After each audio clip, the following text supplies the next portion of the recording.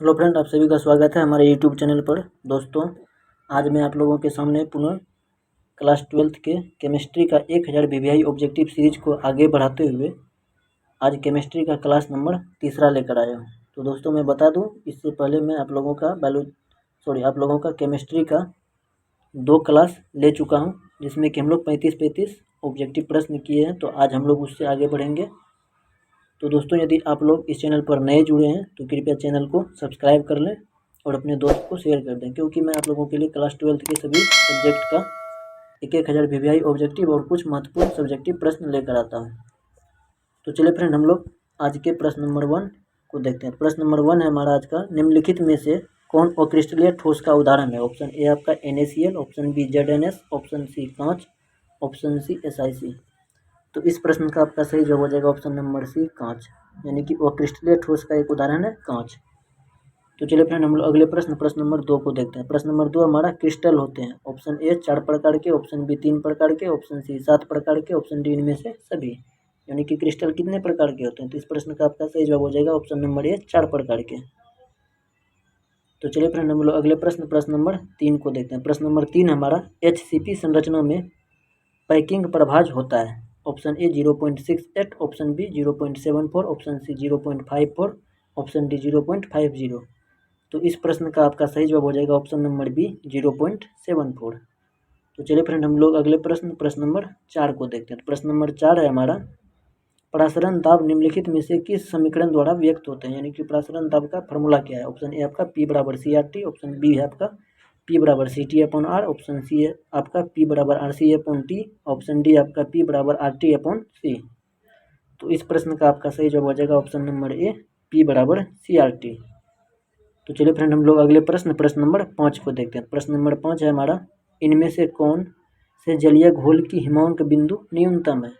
तो इस प्रश्न का आपका सही जवाब हो जाएगा ऑप्शन नंबर ए, यानी कि 0.01 MnACl।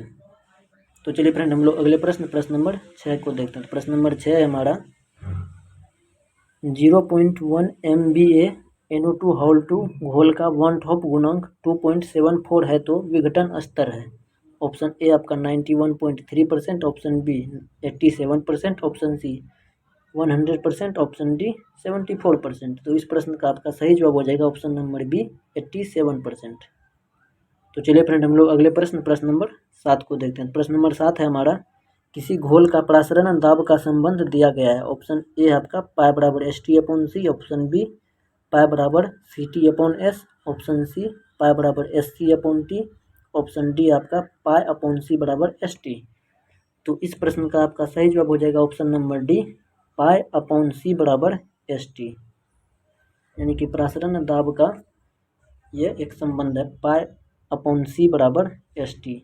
तो चलिए फ्रेंड, हम लोग अगले प्रश्न नंबर 8 को देखते हैं। प्रश्न नंबर 8 है हमारा, निम्न में से ताप द्वारा प्रभावित नहीं होती है। ऑप्शन ए आपका नॉर्मलता, ऑप्शन बी फॉर्मलता, ऑप्शन सी मोलरता, ऑप्शन डी मोललता। यानी कि इनमें से कौन ऐसा एक कोलिजेटिव प्रॉपर्टी है जो कि ताप के द्वारा प्रभावित नहीं होता है? तो इस प्रश्न का आपका सही जवाब हो जाएगा ऑप्शन नंबर डी, 8। यानी कि मोललता पर ताप का कोई प्रभाव नहीं पड़ता है। तो चलिए फ्रेंड, हम लोग अगले प्रश्न नंबर 9 को देखते हैं। प्रश्न नंबर 9 है हमारा, 1 मोल एल्यूमिनियम 3+ को एल्यूमिनियम के अपचयन के लिए कितने आवेश की आवश्यकता होगी? ऑप्शन ए आपका 3.0 × 10⁵ कूलम, ऑप्शन बी आपका 28.95 × 10⁵ कूलम, ऑप्शन सी आपका 289.5 × 10⁵ कूलम, ऑप्शन डी आपका 2895 × 10⁵ कूलम। तो इस प्रश्न का आपका सही जवाब हो जाएगा ऑप्शन नंबर ए, 3.0 × 10⁵ कूलम। तो चलिए, क्लोराइड के जलीय घोल का विद्युत विच्छेदन करने पर धनोद एवं ऋणोद प्राप्त प्रतिफल है। यानी कि सोडियम क्लोराइड को जब जलीय घोल में विद्युत विच्छेदित किया जाता है तो आपका धनोद यानी कि पॉजिटिव टर्मिनल और ऋणोद का मतलब नेगेटिव टर्मिनल, यानी कि पॉजिटिव टर्मिनल पर आपका क्या प्राप्त होगा और नेगेटिव टर्मिनल पर क्या प्राप्त होगा? तो इस प्रश्न का आपका सही जवाब हो जाएगा option number D, O2, H2। यानी कि पॉजिटिव टर्मिनल पर आपका O2 प्राप्त होगा और H2 जो है वो निगेटिव टर्मिनल पर प्राप्त होगा। तो चलिए फ्रेंड हम लोग अगले प्रश्न नंबर 11 को देखते हैं। प्रश्न नंबर 11 है हमारा 96,500 कूलम विद्युत धारा CuSO4 के घोल से मुक्त करती है। ऑप्शन ए आपका 63.5 ग्राम कॉपर, ऑप्शन बी आपका 31.75 ग्राम कॉपर, ऑप्शन सी आपका 96,500 ग्राम कॉपर, ऑप्शन डी आपका 100 ग्राम कॉपर। तो इस प्रश्न का आपका सही जवाब हो जाएगा option number B 31.75 gram copper.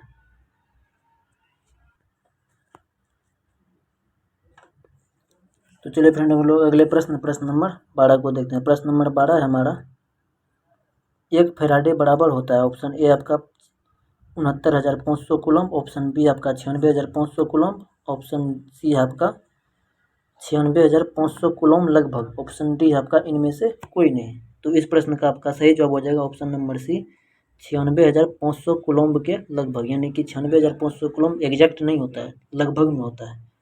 तो चलिए फ्रेंड हम लोग अगले प्रश्न नंबर 13 को देखते हैं। प्रश्न नंबर 13 हमारा विद्युत अब इलेक्ट्रॉन जिस इलेक्ट्रोड से घोल में प्रविष्ट करता है उसे कहते हैं।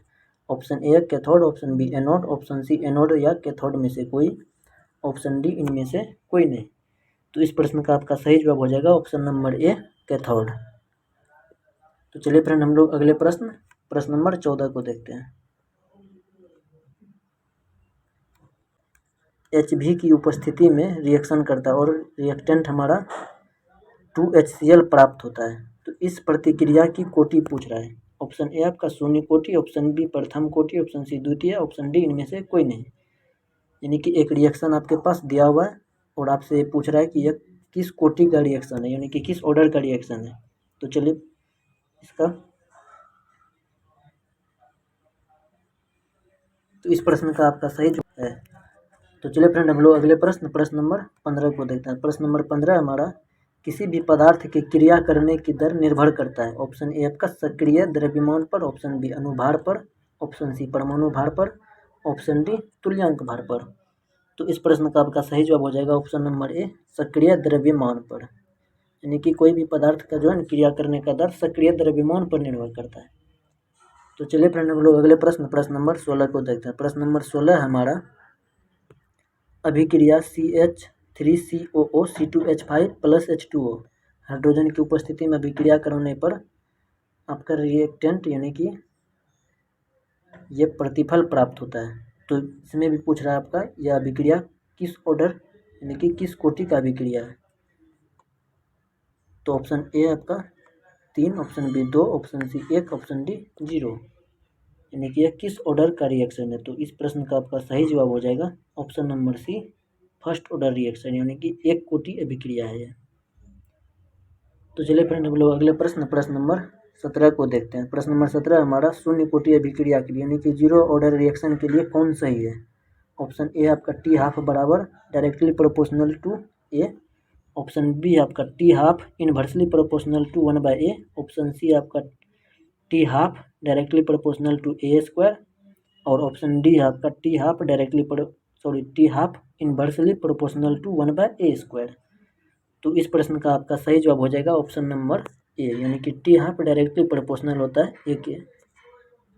तो चलिए फ्रेंड हम लोग अगले प्रश्न नंबर 18 को देखते हैं। तो प्रश्न नंबर 18 हमारा भौतिक अधिशोषण में लगभग ऊष्मा उत्सर्जित होती है, यानी कि भौतिक अधिशोषण में कितना ऊर्जा होता है। ऑप्शन ए आपका 20 से 40, ऑप्शन बी 40 से 60, ऑप्शन सी 60 से 80, ऑप्शन डी 40 से 100। तो इस प्रश्न का आपका सही जवाब हो जाएगा ऑप्शन नंबर ए, यानी कि भौतिक अधिशोषण में जो है ना 20 से 40 जूल ऊष्मा उत्सर्जित होती है। तो चलिए फ्रेंड हम लोग अगले प्रश्न नंबर 19 को देखते हैं। प्रश्न नंबर 19 है हमारा P2O5 अच्छा है एक, यानी कि P2O5 क्या अच्छा है, अधिशोषक है या अवशोषक है या फिर अवकारक या रंग विनाशक। तो इस प्रश्न का आपका सही जवाब हो जाएगा ऑप्शन नंबर बी अवशोषक, यानी कि P2O5 एक अच्छा अवशोषक है। तो चलिए फ्रेंड हम लोग अगले प्रश्न नंबर 20 को देखते हैं। प्रश्न नंबर 20 है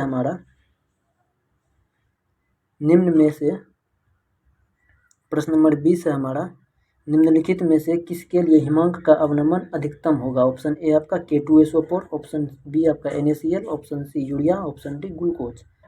तो इस प्रश्न का आपका सही जवाब हो जाएगा ऑप्शन नंबर ए K2SO4, यानी कि K2SO4 के लिए हिमांक का अपनामन सबसे अधिक होगा।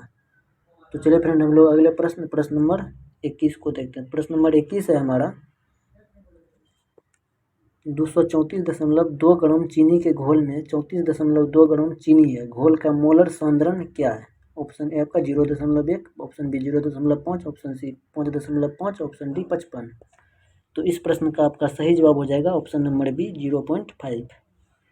तो चलिए फ्रेंड हम लोग अगले प्रश्न नंबर 22 को देखते हैं। प्रश्न नंबर 22 है हमारा उत्प्रेरक एक वस्तु है जो, यानी कि उत्प्रेरक एक ऐसा वस्तु है जो, ऑप्शन ए आपका उत्पाद के साम्यावस्था सांद्रण को बढ़ा देता है, ऑप्शन बी आपका प्रतिक्रिया के साम्यावस्था स्थिरांक को परिवर्तित कर देता है, ऑप्शन सी आपका साम्यावस्था प्राप्त करने के समय को कम कर देता है, ऑप्शन डी आपका प्रतिक्रिया में ऊर्जा प्रदान करता है।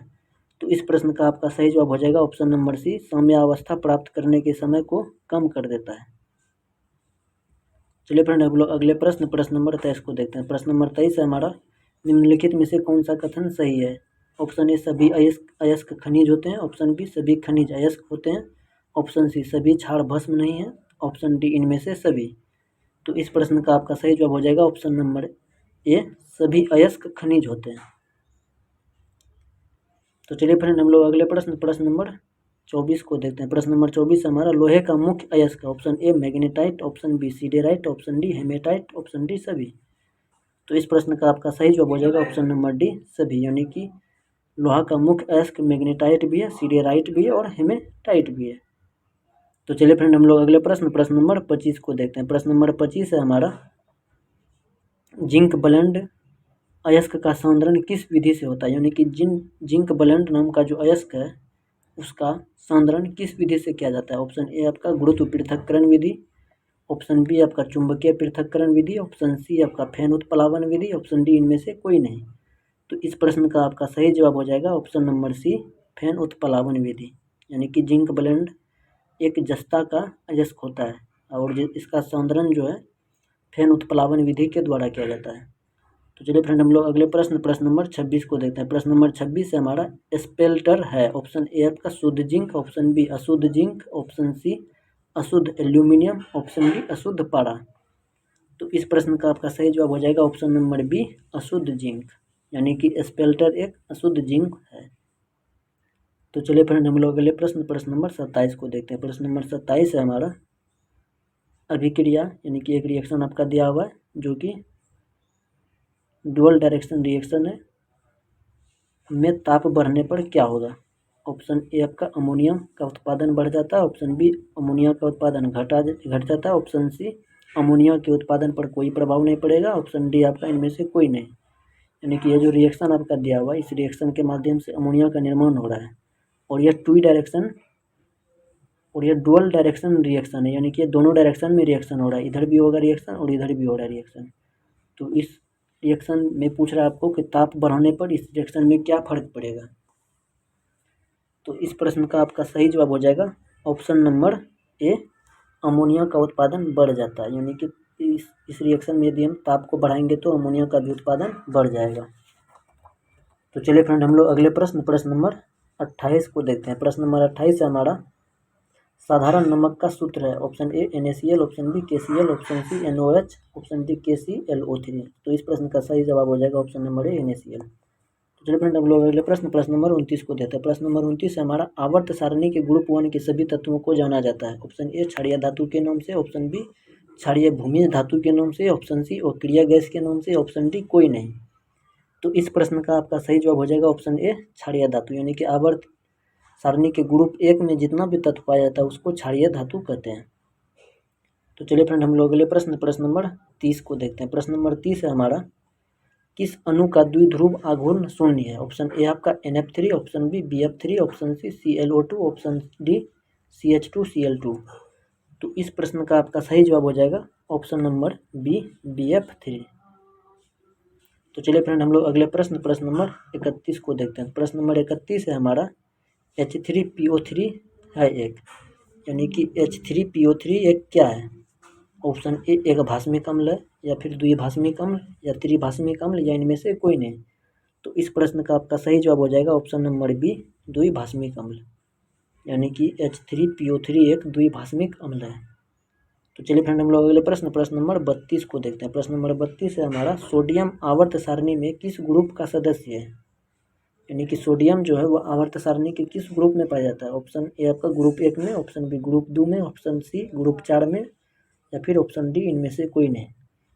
तो इस प्रश्न का आपका सही जवाब हो जाएगा ऑप्शन नंबर ए, यानी कि ग्रुप 1, यानी कि सोडियम जो है ग्रुप 1 का सदस्य है।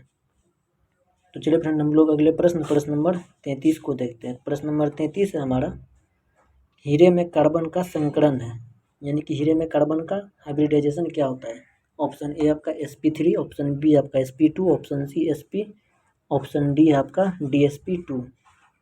तो इस प्रश्न का आपका सही जवाब हो जाएगा ऑप्शन नंबर